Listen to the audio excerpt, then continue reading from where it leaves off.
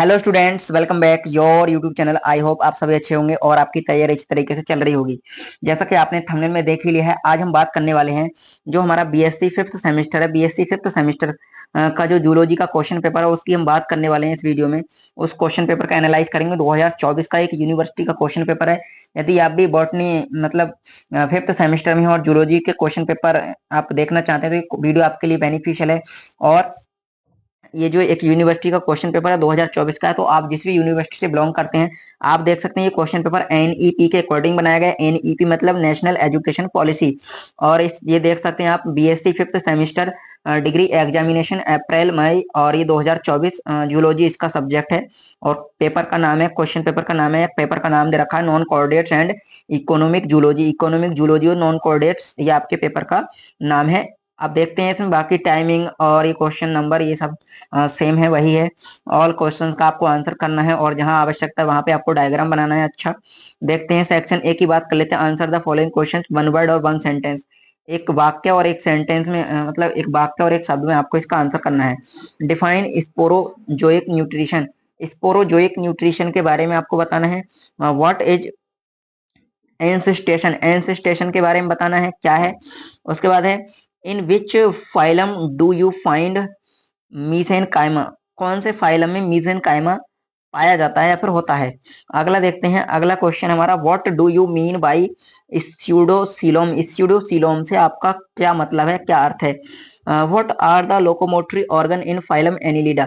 Phylum Annelida में locomotory organ क्या होते हैं ये आपको बताना है। अगला है डिफाइन टेरगम।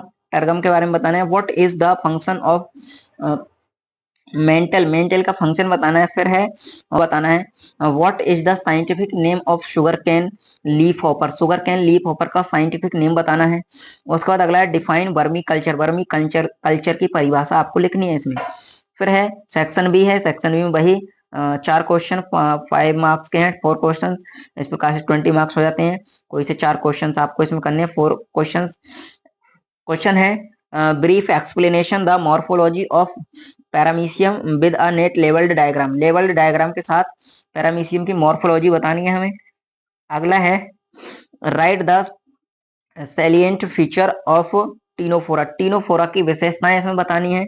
फिर दे रखा है गिव द ब्रीफ एक्सलीपिड के बारे में आपको ब्रीफ में बताना है।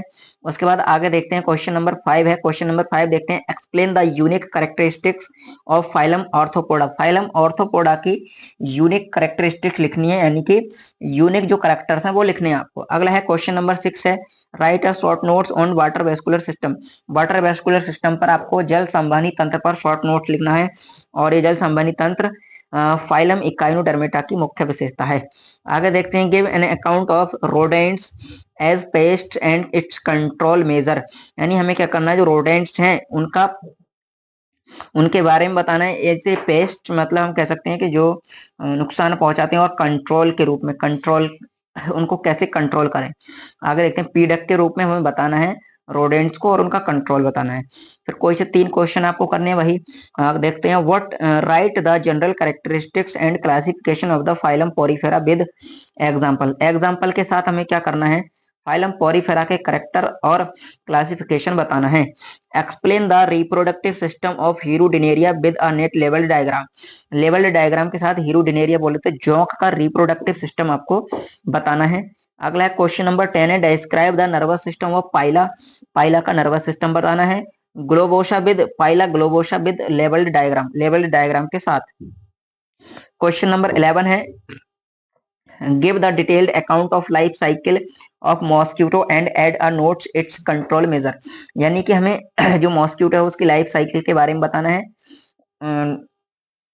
उसके बाद इसके अतिरिक्त हमें क्या करना है, इसके कंट्रोल के बारे में भी बताना है, कैसे इनको कंट्रोल किया जा सकता है। Explain the external feature of obelia with the help of labelled diagram. Labelled diagram के साथ हमें क्या करना है, ओबेलिया के एक्सटर्नल फीचर या हम कह सकते हैं कि करेक्टर्स या विशेषताएं बतानी है।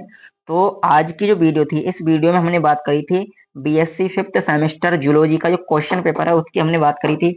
और यदि आप बॉटनी का क्वेश्चन पेपर देखना चाहते हैं तो बॉटनी का जो क्वेश्चन पेपर है उसका लिंक हमने डिस्क्रिप्शन में दे रखा है, उस पर भी हमने वीडियो बना रखी है। इसके अलावा इसको यदि आप पीडीएफ फॉर्म में प्राप्त करना चाहते हैं तो इसको पीडीएफ फॉर्म में प्राप्त करने के लिए आप हमें टेलीग्राम पर सर्च कर सकते हैं, वहां आपको ये जो पीडीएफ है वो आपको वहां मिल जाएगी। इसके अलावा आप यूनिवर्सिटी की वेबसाइट पर विजिट कर सकते हैं। यूनिवर्सिटी की वेबसाइट का लिंक डिस्क्रिप्शन में दे रखा है, जिस यूनिवर्सिटी से हमने ये क्वेश्चन पेपर लिया है।